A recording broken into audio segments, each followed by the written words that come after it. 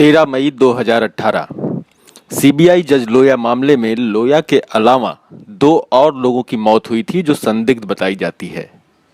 इसमें से एक रिटायर्ड जज थोम्ब्रे थे जिनकी ट्रेन की ऊपरी बर्थ से गिरने के बाद कथित स्पाइनल इंजरी के चलते मौत हो गई थी। दूसरे एडवोकेट श्रीकांत खंडालकर थे जिनके बारे में कहा जाता है कि वो नागपुर कोर्ट की 6ठी मंजिल से गिरकर मर गए थे। आपको बता दें कि सोहराबुद्दीन मामले में फैसले के लिए जो ऊपर से ड्राफ्ट भेजा गया था उसकी जानकारी लोया के अलावा 3 लोगों को थी। ये 3 लोग थे जज थोम्ब्रे, एडवोकेट खंडालकर और एडवोकेट सतीश यूके। थोम्ब्रे और खंडालकर की संदिग्ध परिस्थितियों में मौत हो चुकी है और अब अकेले सतीश यूके जिंदा हैं जिन पर एक बार जानलेवा हमला भी हो चुका है। साथ ही हाल में अभी देवेंद्र फडणवीस के भाई ने भी उनको धमकी दी थी जिसकी वीडियो कॉल रिकॉर्डिंग सहित हम पहले ही अपलोड कर चुके हैं। खंडालकर के एक नज़दीकी दोस्त और विसल ब्लोअर मुकेश साहू ने खंडालकर और लोया की मौत से जुड़े कुछ बड़े खुलासे किए हैं। उन्होंने इस मामले को उठाने की कोशिश की तो पुलिस नहा धोकर उनके पीछे पड़ गई। ये सब चीज़ें उन्होंने एक एफिडेविट में कही हैं। दिल्ली में सुप्रीम कोर्ट के ओथ कमिश्नर के सामने बनाया गया ये एफिडेविट लोया और खंडालकर की मौत के मामले में एक अहम सबूत साबित हो सकता है। दिल्ली में सुप्रीम कोर्ट के ओथ कमिश्नर के सामने भरे गए 14 पेज के इस एफिडेविट के शुरू में मुकेश साहू के बारे में बताया गया है, जिसमें विसल ब्लोअर और सामाजिक कार्यकर्ता के तौर पर उनके कामों को गिनाया गया है। इसमें भ्रष्टाचार और कदाचार के खिलाफ लड़ाई से जुड़े तकरीबन 10 मामलों का जिक्र है। 26 अक्टूबर 1978 को नागपुर में पैदा हुए मुकेश साहू की एडवोकेट श्रीकांत खंडालकर से दोस्ती थी।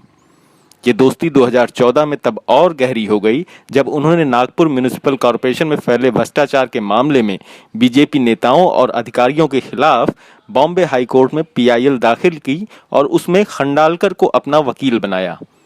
मुकेश का कहना है कि उन्हें सन 2012 में पुलिस सुरक्षा दी गई थी।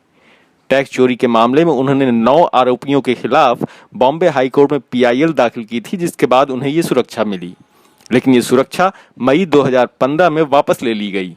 इस सिलसिले में उन्होंने खंडालकर के जरिए एक याचिका भी दायर की थी। 429/2015 नंबर से दायर इस याचिका को अवैध करार दे दिया गया था। मुकेश ने एफिडेविट में कहा है कि सितंबर 2015 में वो खंडालकर से मिलने उनके दफ्तर गए थे। उसी समय वो मोबाइल पर किसी से बात कर रहे थे। वो ये सुन और समझ नहीं सकते थे कि बातचीत किस बारे में हो रही है, लेकिन इस दौरान एडवोकेट खंडालकर काफ़ी तनाव में दिख रहे थे। जब खंडालकर की बातचीत खत्म हुई तो वो बेहद डरे हुए दिख रहे थे।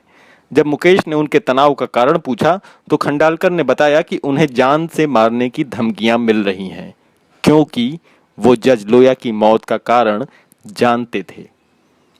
खंडालकर सीबीआई जज बीएच लोया की मौत के मुद्दे पर पीआईएल दाखिल करना चाहते थे, क्योंकि उनके पास लोया की मौत का कारण बताने वाले बेहद काम के ऑडियो, वीडियो और कुछ दस्तावेज थे। ये सब उनके मोबाइल में इंग्लिश में थे। खंडालकर ने अंग्रेजी में लिखे कुछ दस्तावेज मुकेश को दिखाए, लेकिन वो अंग्रेजी ठीक से नहीं समझ सकते थे, इसलिए दस्तावेज में क्या था ये उन्हें समझ में नहीं आया। खंडालकर ने मुकेश को बताया कि उनके मोबाइल फ़ोन में मौजूद ये दस्तावेज बहुत महत्वपूर्ण हैं।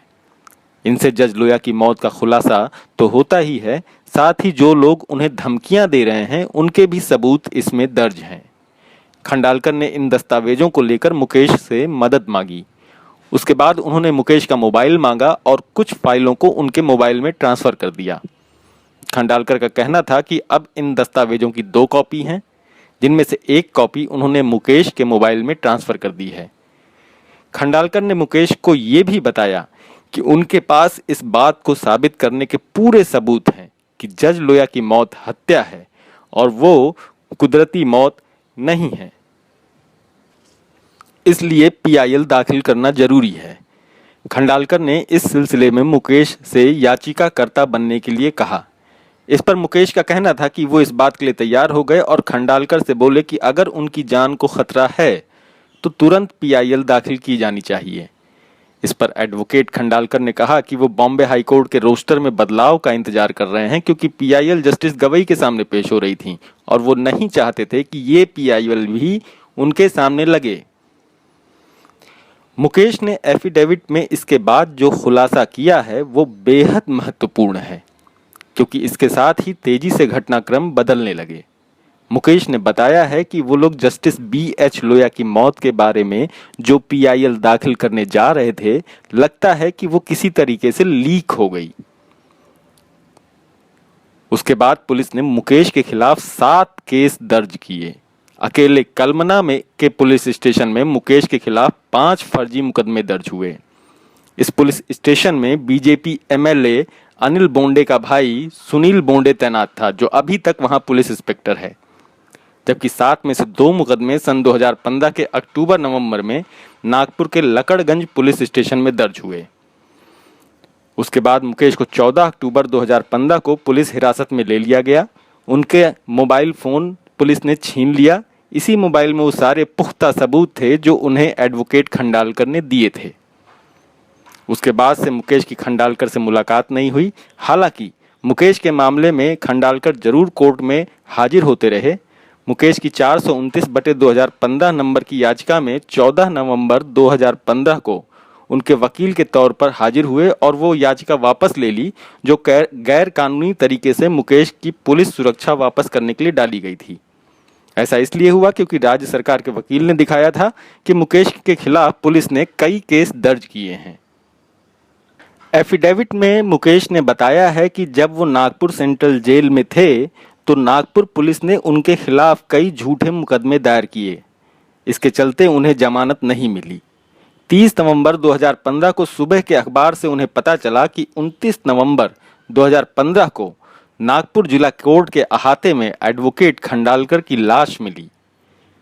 3 दिसंबर 2015 को मुकेश को जमानत मिल गई, लेकिन 4-5 दिन बाद बेल बॉन्ड भरने के बाद ही वो छूटे। 10 दिसंबर 2015 को वो कलमना पुलिस स्टेशन गए और अपना मोबाइल वापस मांगा। पहले तो पुलिस वालों ने बहानेबाजी की तो मुकेश ने कोर्ट जाने की धमकी दी। इस पर वहां बैठे पुलिस इंस्पेक्टर सुनील बोंडे ने अपने राइटर सुरेंद्र चोरपगार से लकड़ी की अलमारी से मुकेश का मोबाइल लाने को कहा। वो अलमारी पुलिस इंस्पेक्टर सुनील बोंडे के रूम के दरवाजे के बिल्कुल बगल में रखी थी। दूसरा पुलिसकर्मी राजेश ठाकुर भी उस समय वहां मौजूद था। सुरेंद्र चोरपगार ने जब मुकेश को उनका मोबाइल फोन दिया तो वो ऑन था। मुकेश ने बताया कि पुलिस स्टेशन से निकलने के बाद वो नागपुर के सोनबाजी नगर में बने अपने दफ्तर गायत्री अपार्टमेंट में आए और अपना मोबाइल चेक किया। एडवोकेट खंडालकर ने जो फाइल्स उनके मोबाइल में ट्रांसफ़र की थी वो उसमें नहीं थी। अगले दिन यानी 11 दिसंबर 2015 को उन्होंने इसकी लिखित शिकायत स्थानीय ACP से की। शिकायत में उन्होंने कहा कि उनका मोबाइल गैर कानूनी तरीके से पुलिस के कब्जे में था और पुलिस ने खोला और उसका इस्तेमाल भी किया। अगले दिन यानी 12 दिसंबर 2015 को रजिस्टर्ड पोस्ट से उन्होंने इसकी लिखित शिकायत कलमना पुलिस स्टेशन को भी भेजी। साथ ही इसकी शिकायत महाराष्ट्र के पुलिस महानिदेशक प्रवीण दीक्षित और नागपुर के पुलिस कमिश्नर को भी भेज दी। मुकेश का कहना है कि नागपुर पुलिस ने उस पर कोई कार्रवाई नहीं की। उसके बाद मुकेश ने एडवोकेट खंडालकर को श्रद्धांजलि देने के लिए कैंडल मार्च की परमिशन ली। मुकेश ने बताया कि ये परमिशन उन्होंने विदर्भ मजदूर संघ की हैसियत से ली, जिसमें सदर पुलिस स्टेशन में कस्तूर चंद से संविधान चौक तक की परमिशन थी। उन्होंने बताया कि 18 जनवरी 2016 को निकाले गए इस कैंडल मार्च में एडवोकेट खंडालकर की मौत की CBI जांच से की भी मांग की गई। मुकेश ने बताया कि 30 अप्रैल 2016 की दोपहर करीब 2:30 बजे पुलिस स्टेशन कलमना के पुलिस वालों ने उन्हें Maharashtra prevention of dangerous activities act के तहत गिरफ्तार कर लिया। उन्हें फिर से बीजेपी MLA के भाई पुलिस इंस्पेक्टर बोंडे के सामने लेकर जाया गया। बोंडे ने मुकेश को बताया कि उन्होंने एडवोकेट खंडालकर की मौत के विरोध में कैंडल मार्च निकाला था, इसलिए उन्हें सबक सिखाना जरूरी था। उसके बाद उन्हें सिविल लाइंस नागपुर की क्राइम ब्रांच ले जाया गया और बाद में उन्हें नागपुर सेंट्रल जेल ट्रांसफर कर दिया गया। मुकेश ने एफिडेविट में कहा है कि बाद में उन्हें पुणे के यरवदा जेल भेज दिया गया। वो 30 अप्रैल 2017 को बाहर आए। 4 मई 2017 को पुलिस इंस्पेक्टर बोंडे ने पुलिस स्टेशन कलमना में उनके खिलाफ एक और झूठा केस दर्ज कर दिया। उन्हें जान से मारने की भी बहुत कोशिश की गई। वो समझ गए कि पुलिस इंस्पेक्टर बोंडे उन्हें नागपुर में नहीं देखना चाहता है और अगर वो नागपुर में रहते हैं तो वो उन्हें लगातार परेशान करता रहेगा। उसके 2-3 दिन बाद ही मुकेश जलगांव चले गए और तकरीबन 6 महीने नागपुर से दूर रहे।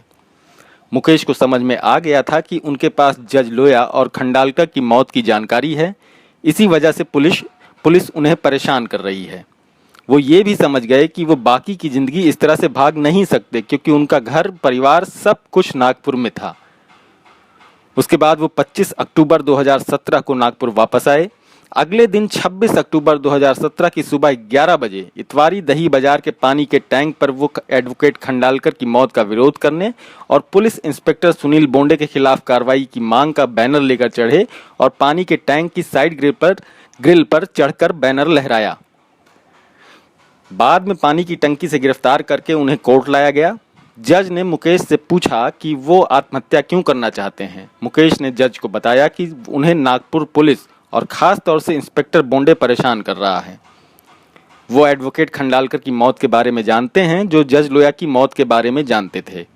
मुकेश ने बताया कि वो खंडालकर की तरफ गए थे और वो जज लोया के बारे में इन्वेस्टिगेशन के लिए पिटीशन दाखिल करना चाहते थे। जज ने मुकेश को शांति से सुना और उन्हें पानी के टैंक पर चढ़ने के केस में जमानत दे दी। मुकेश ने बताया कि 1 फरवरी 2018 को उन्होंने जज लोया, एडवोकेट खंडालकर और रिटायर्ड जज थोमरे की मौत के बारे में दिल्ली में हुई सतीश यूके की प्रेस कॉन्फ्रेंस के बारे में अखबार में पढ़ा। 27 अक्टूबर 2017 के बाद जब उन्होंने नागपुर में खुली कोर्ट को जज लोया और एडवोकेट खंडालकर की मौत के बीच के रिश्तों के बारे में बताया था, उसके बाद ये पहला मौका था जब उन्हें पता चला कि लोया और खंडालकर की मौत के बीच के रिश्तों के बारे में किसी और को भी पता है। मुकेश ने बताया कि अखबार पढ़ने के तुरंत बाद 1 फरवरी 2018 को उन्होंने सुप्रीम कोर्ट के मुख्य न्यायाधीश, मुंबई हाई कोर्ट के मुख्य न्यायाधीश, नागपुर शहर के पुलिस आयुक्त को लोया और खंडालकर की मौत के बारे में लिखा। अंत में एफिडेविट में मुकेश ने कहा है कि उन्हें और सतीश यूके समेत हर उस शख्स को पुलिस और इन मौतों में शामिल शख्स से अपनी स्वतंत्रता और जान का खतरा होगा जिसके पास जज लोया और खंडालकर की मौत की सूचना और जानकारी है। इस सिलसिले में जब हमने मुकेश साहू से बात की तो उन्होंने एफिडेविट की बात मानी। उन्होंने ये भी बताया कि उनके ऊपर कई बार जानलेवा हमला हो चुका है। एक बार तो ऑटो वालों ने भी उनकी जान लेने की कोशिश की जिसके चलते उनका एक पैर भी टूट गया। उन्होंने बताया कि बीजेपी एमएलए का भाई इंस्पेक्टर बोंडे लगातार उन्हें परेशान कर रहा है। मुकेश ने बताया कि एडवोकेट खंडालकर का मोबाइल फ़ोन अभी तक नहीं मिल पाया है। उसी मोबाइल में जज लोया की मौत से जुड़े वीडियो और कई सारे अहम दस्तावेज थे।